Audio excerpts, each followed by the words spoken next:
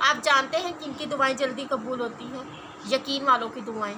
ऐसे यकीन वाले जो दुआएं तो मांगते हैं लेकिन फिर इन दुआओं में वजाहतें नहीं मांगते। कैसी वजाहतें? कबूलियत की वजाहतें।